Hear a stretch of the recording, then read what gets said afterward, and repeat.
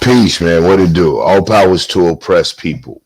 African power to an African people and black power. It's your brother, Yang and Crewman, man. Coming to you again today. Thankful to be able to come to you again today. I'm one of those not ashamed to say I am thankful to forces unseen. Sometimes, man. Yo, no more times than not sometimes. More times than not, believe me. But no, thankful to be able to come to you again today to bring you another P.E.C. presents, People's Education Committee presents, the third part of 4 developments of a Panther. Let me get my stuff together here. Give me a moment. I am a little disheveled. Why? What you hear here? You hear that? You hear that? That is actually something called paper. I know a lot of our younger people really don't get it, but no. So, yeah, in this age of computer. All right, anyway, man, we're coming back. We're talking about the 4 developments of a Panther, right? So the 4 developments of a Panther. Pieces. I thought I had my. Okay, here I go. The 4 developments. Peace to the chat and peace to the family, too. Thanks, everybody, for tuning in. Hood Therapy Seduction Dog came on. Peace to the God. So, and a lot of times, when I'm reading, it's hard for me to text and chat to go through it. So, know that it's all love and it's all peace.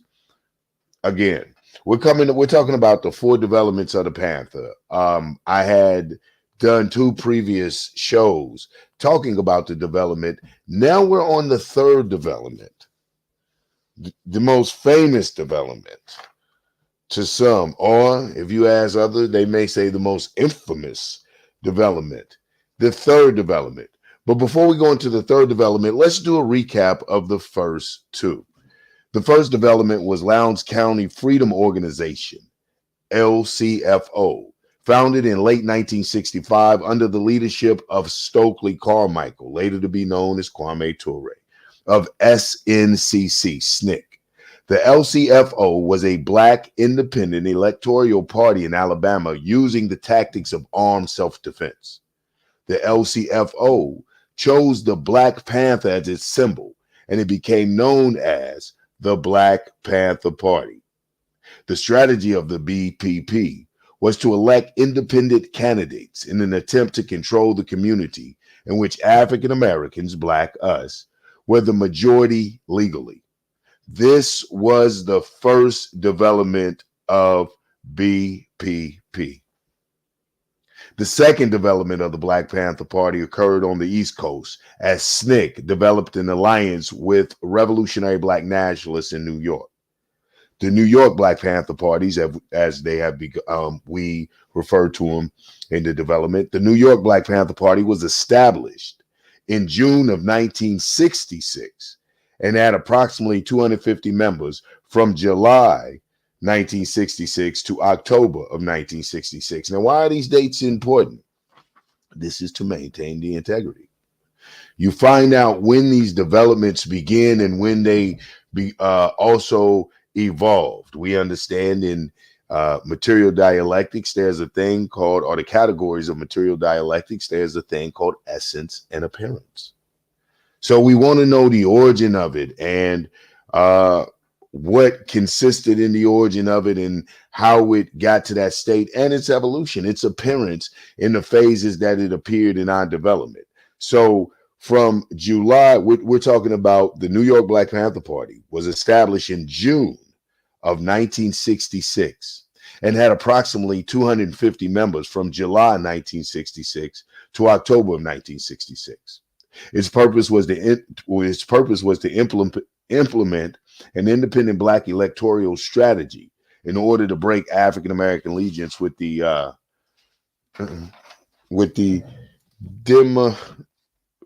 Democratic and Republican Party and eventually the capitalist system. It worked in unity with the BPP in Lowndes County, Alabama, first development, remember?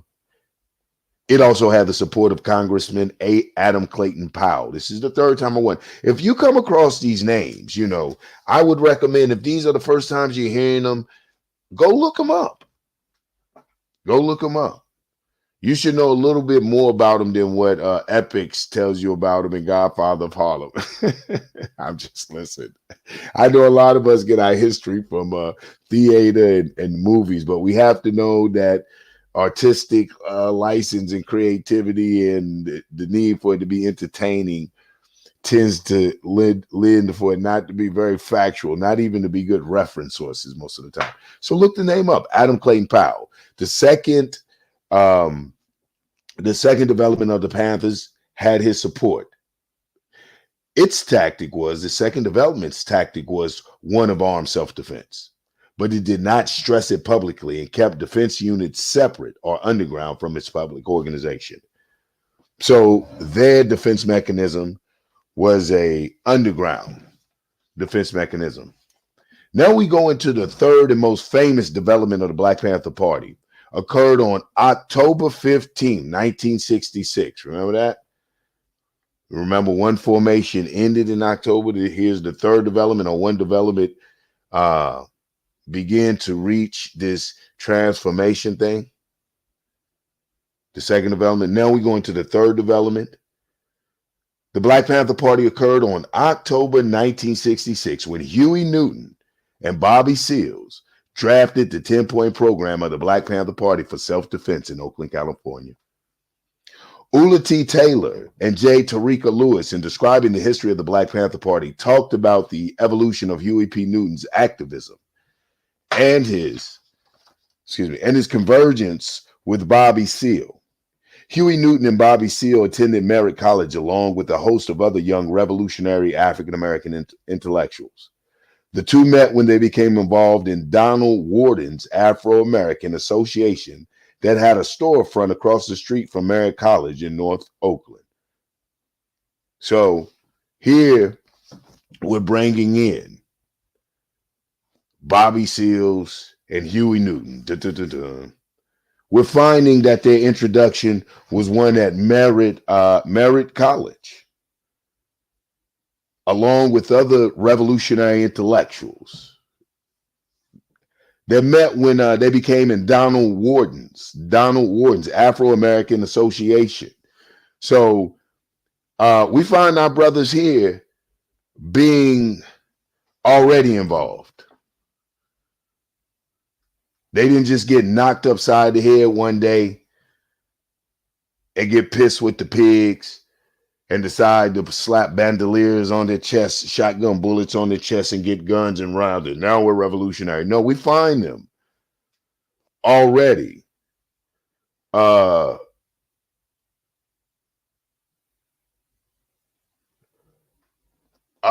going to get into that. I think African, Angel, and I'm going to digress for a minute, African socialism, a little better because it is like Dr. Kwame Nkrumah said that the African have different attributes and things attached to us than the European. And I'll go a little bit into Dr. Kwame Nkrumah. That's a good thing. We'll go into Nkrumhism. Nkrumhism is an actual thing. So we'll go into Nkrumhism. So anyway, don't date me because I love talking politics and I'll be off. So anyway, we find Bobby Seals and Dr. Newton. Like I said, they didn't just stumble into a revolution. They just didn't get pissed. And all of a sudden, all this brilliance, their head just opened up and the universe just poured all of this brilliant revolutionary understanding into them. No, we find them being active in the African-American Association. I don't know what that is. Someone has to look up Donald Warden's Afro-American Association and we can go back. It sounds very intellectual. We say that they was amongst the intellectuals. So we find them to be, therefore, what I love is, what class would we put Huey in? I wouldn't call him petty bourgeoisie. Can the lumpen claim him? Can the lumpen claim him? Can the lumpen proletarian claim him? He was a hustler, this and that. But they'll say, oh, he was a a black intellectual. But so are we saying that there is not a thing as lumping intellectuals, that intelligentsia can be had outside of formal training by colonizers? Yo, that's a whole nother theory. But we find here, like I said, we find here that they had met and they were already participating in theorizing and confronting issues that affected the black community. Though Huey was 6 years SEALs Junior, he became SEALs mentor. Though Huey was 6 years SEALs Junior, he became SEALs mentor. Newton soon left the African American Association in ideological conflict with Donald Warden's glorification of the African past, but refusal to deal with the present. Bim, we know what kind of organization they were. Cultural nationalist. Huh? Or African romantist. Or African romantist. Indeed, Sister Angel. We find here it says that Newton soon left the African American Association in ideological conflict with Donald Warden's glorification of African past, but refusal to deal with the present. I think that speaks volume. I think we should examine that. Let's stop here for a moment. To me, when I, put the science to it, it seems, that maybe the brother Donald was an African romanticist, of clearly an African glorifist. He glorified the achievements, which is, and probably very open and loud and bold displays of connecting to Africa. And we find, and what I like about what it said that the ideological conflict came with Huey, not because of that. It said his glorification of African past, but refusal to deal with the present. Escapism. Dr. Huey Newton is a man after my own heart. No wonder we share this revolutionary bind. Escapism. It's easy to glorify the past. It's easy to sing and celebrate the achievements of our ancestors, which we should, but if they don't serve as inspiration and motivation, if they don't serve as some type of monument to our greatness, then that's all they are. Just all we're doing is taking opportunity to make a lot of noise, missing the whole experience and reason for the glorification of our past. It is not to shy away from, to run from, not to find a way not to deal with our present, but to give us the strength, the courage, or whatever we may need at that particular time to deal with the present. And this is what Dr. Newton had a problem with. Newton soon attended Marxist groups and attended Progressive Labor Party meetings. Newton read 4 volumes of writing of the chairman Chinese Communist Party Mao Zedong. Newton heard Malcolm X speak at a conference sponsored by the African American Association at Mac Claymon's high school in Oakland. He attended the Nation of Islam Mosque in Oakland and San Francisco and became familiar with the Nation of Islam's 10-point program. Bobby Seale joined RAM, Revolutionary Action Movement, in the Bay Area and invited Newton to attend a meeting, but Newton became impatient with the group's cautiousness and left. Seale also soon left the organization because he did not think they were going to do anything. He said, and quote, "I became very discouraged about being able to work with them." So now we find Dr. Newton having left the more cultural nationalist scene, easing over to the Marxist groups, the Progressive Labor Party meeting groups, which were probably largely communist. And I'm not mad at him. We find him dabbling more and reaching more into internationalism. I'm not mad at that. I am not mad at that. It lent only to his brilliance in being able to equate our struggle to the international struggle for freedom, for the end of colonialism, for the end of colonialism, for the right for a true people's democracy, for a right for the true people to lead. It only lent and gave thought to that. And what guided along those lines was, with these Marxist groups and reading the writings of Chairman Mao, Huey, like he said, he heard Malcolm speak and he would listen to Malcolm. And so he could hear the black nationalism. And like Malcolm said, revolutionary black nationalism. Malcolm promoted revolution. And Huey was starting to make these interconnections. He attended the Nation of Islam Mosque in Oakland and San Francisco, and became familiar with the Nation of Islam's 10-point program. We start seeing him. He's starting to see the organizing thing, the focus, the discipline, the militancy, dare I say, of the fruit of Islam. The staunchness. You can see, from the drills to just the mannerism of some of the Panthers of old. You could see that influence.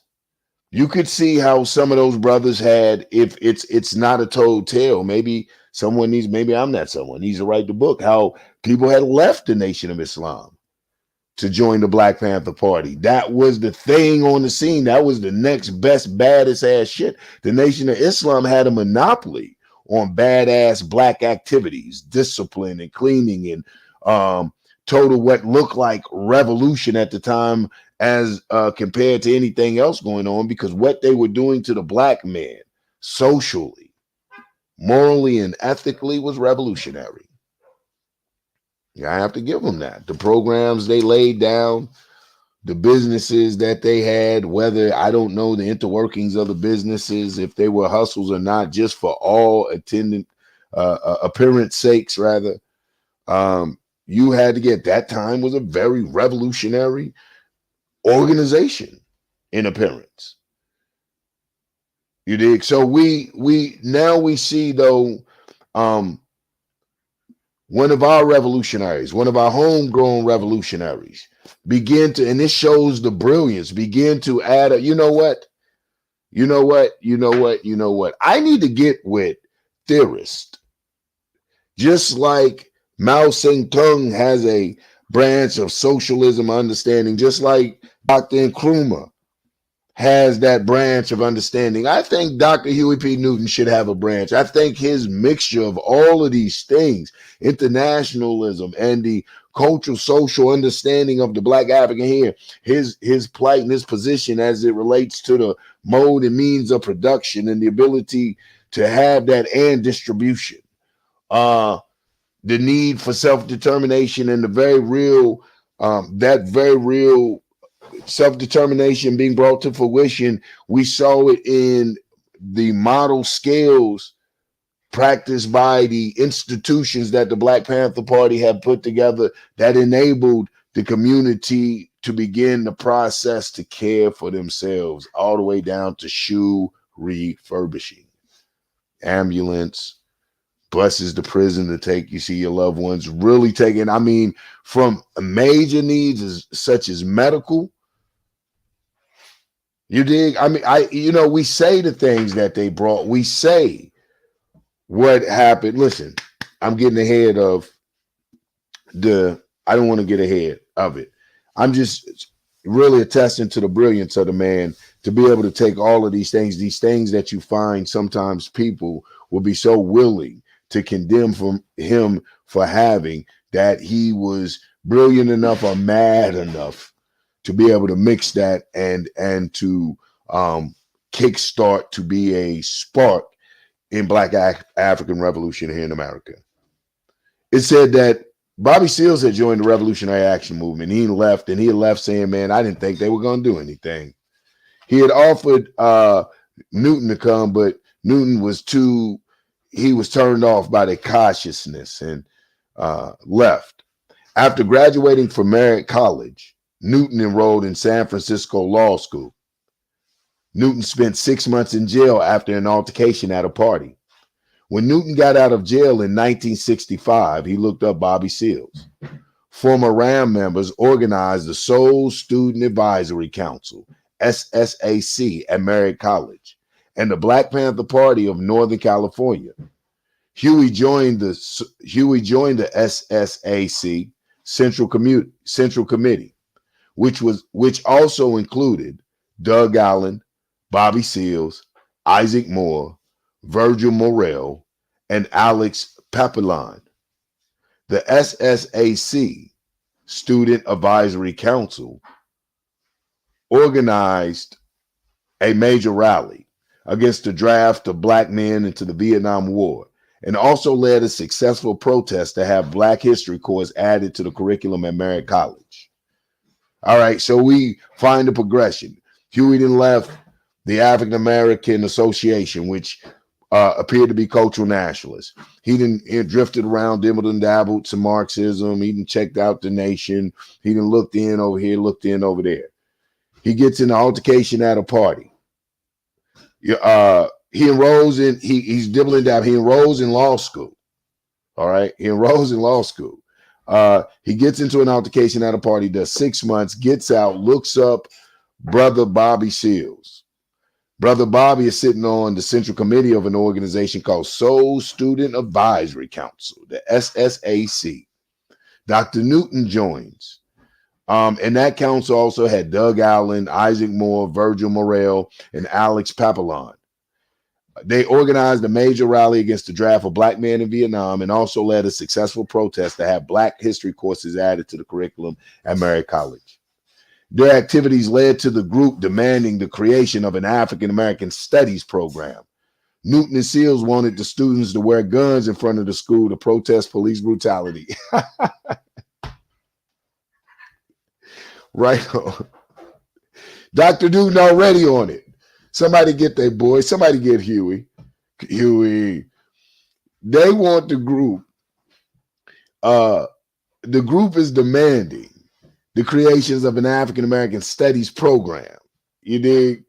Huey, Huey already on it. Huey and Chairman Seals, they already on it. They wanted the students to wear guns in front of the school to protest police brutality.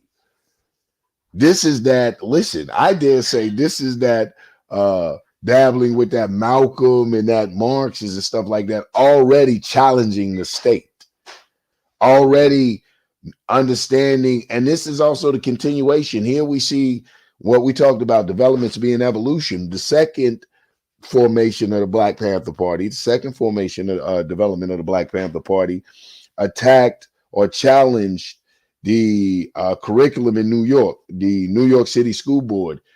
Hence, they really pushed that community control of the schools. We get that from there. That was their mark. That was their mark. Every Panther's leaving a mark. LS, the Lowndes County Freedom Organization, left a mark. SNCC, Dr. Kwame Ture, formerly known as Stokely Carmichael, left a mark.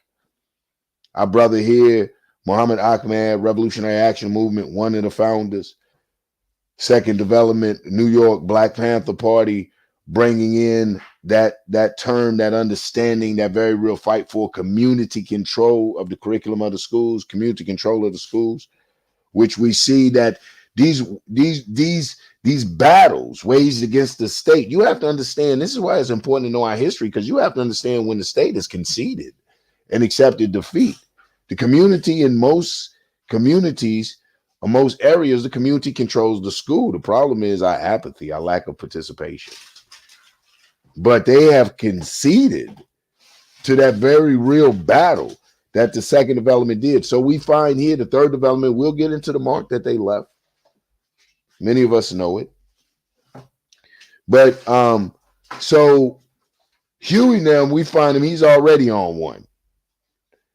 They see that we've challenged the school thing, very noble. We wouldn't need an African American study department. The black intelligentsia is important, and at the same time addressing the repression of the state through its armed military wing, which is known as the police. They already own one. And I dare say that just comes from, Huey probably in there smoking that good herb. I don't want to put nothing on him he didn't do. I like this, my vision of Huey. Puffing on one, man, reading some Malcolm, listening to some Malcolm, probably listening to some Malcolm, reading some Ingalls or some shit, some Marx. I'm serious. All right. So we find Newton explained later. We did not intend to break any laws, but we were concerned that the organization start dealing with reality rather than sit around intellectualizing and writing essays about the white man. Right on. Huey's ready to take it to the next level. He said they weren't there to break no laws. They just there to agitate. But the students rejected the proposal. Newton and Seal were radicalized about the citizens after patrols that Newton and Seal were radicalized about the citizen alert patrols that emerged after the Watts 1965 rebellion. The citizen alert patrols were repressed by the Los Angeles Police Department after an altercation with the police over the right of Bobby Seale to read a poem, and after a series of cases of police brutality in the Bay Area. Newton and Seals began a series of discussions. Let me read that again because he got away from me. Because we're reading, and why I got away from me, I'm not hip to the citizens alert patrols. Were these people movements? It sounded like they were people movements. I'm gonna have to look that up. It said, but the students rejected their proposal to stand in front of the building with the guns and demand an answer, accountability, some awareness to police brutality. It said after that, though, Newton and Seal were radicalized about the citizens alert patrols that emerged after the Watts 1965 rebellion. The citizen alert patrols were repressed by the Los Angeles Police Department. Exactly what I thought it was. So the citizens alert patrols began to, they began to police themselves. The citizens began to take control of their communities. And I can only think what they were alerting against. Could it have been the colonizers, the oppressors? Apparently, because there was an altercation. The citizen alert patrols were repressed by the Los Angeles police. Those of us in the Black community understand what the word repression means. We know exactly what was happening to them. Right?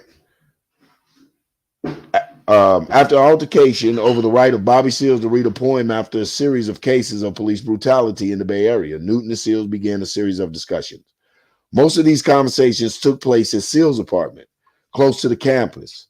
Others participated in the discussions that had become heated because there were so many issues and so few solutions. They read Frantz Fanon, Mao Zedong, Che Guevara, and studied Malcolm X writings and speeches. Robert Williams' Negroes with Guns, and literature on the Deacons of Defense had a profound effect on the party's development. You should have called all of those names. You're finding this delicious ideological gumbo.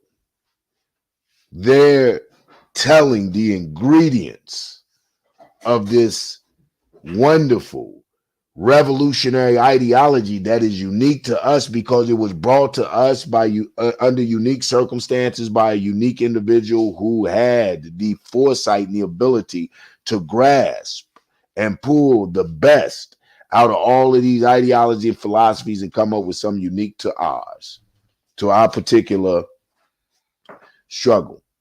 I'm gonna reread those ingredients again. Most of these conversations took place in Bobby Seale's apartments. They read Frantz Fanon, Mao Zedong, Ernesto Che Guevara, and studied Malcolm X writings. Robert Williams' Negroes with Guns and literatures on the Deacons of Defense had a profound effect on the party's development. Check those names. In the spring of 1966, Seal and Newton circulated throughout the black neighborhoods of Oakland, Berkeley, Richmond, and San Francisco, talking with the community people about their constitutional right to bear arms. Bobby Seale worked for the Anti-Poverty Center, where Huey Newton would study law in the law library. Bam, I'm going to stop right there. Because that is a challenge to the gun clubs and everything like that. They said they would circulate throughout the black community. They understood the revolutionary in them, their revolutionary studying, their political understanding of revolution being about empowering the people, allowed them to know about the day-to-day dialectics, the day-to-day acting with the people. You have to circulate throughout the community. We've become very elitist. We get our little spots and call everybody to our spot. And if you don't meet here, you didn't make it, and all of this foolishness.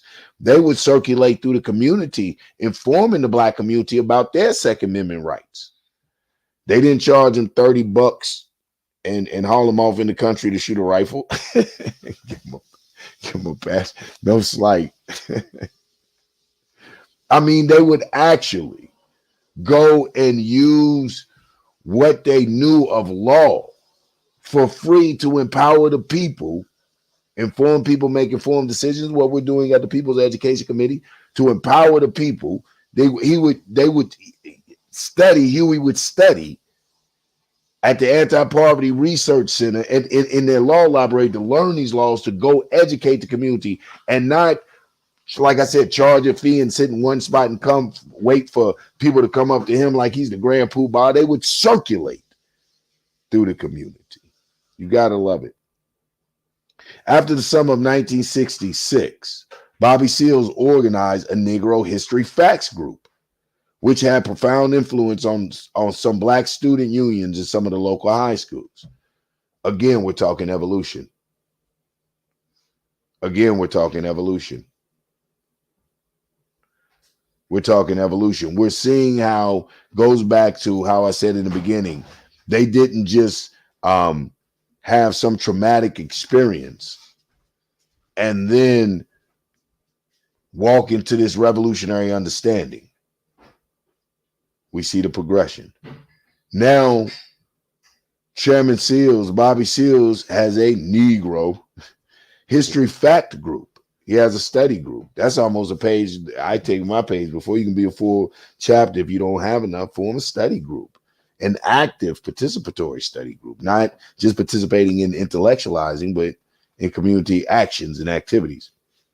It said this had a profound effect or influence on black student unions in some of the local high schools. They were so I'm just impressed that they were influential enough to have that high schools had black student unions. But there again, it shows and speaks to their activity. One afternoon on October 15th, 1966, both Seal and Newton went to the Government Anti-Poverty Center to review their initial work. Huey Newton began to dictate to Bobby Seals a 10-point program patterned after the Nation of Islam's platforms. As a result, the 10-point program was formed for their organization that they called the Black Panther Party for Self-Defense. And that can be found in Bobby Seals Seize the Time. Newton, a pre-law student, had carefully researched California's legal code that is related to guns and the police. At that time, the state law allowed people to carry loaded pistols, rifles, and shotguns, so long as they were not concealed. Newton and some others decided that the loophole in the law could be exploited. I love it. It's what it's about, agitating. The first task was getting weapons. One day they were reading the newspaper about how the famous Little Red Book, quotations from Chairman Mao Zedong, had just been published in English. Huey got an idea. They went across the bay to Chinese books, where the Little Red Book had just gone on sale, bought a bunch, drove back to Berkeley, within an hour, hawking, and a quote again, the Little Red Book at the gate of the University of California campus. They sold all the books they had. With that money, they drove back to China Books, bought the store's whole stock of Little Red books and sold them to all the curious Berkeley students. They made enough money to buy 2 shotguns. Conflicts over tactics between the San Francisco Black Panther Party and the Oakland Black Panther Party for self-defense began to occur. This is what we see in the movie.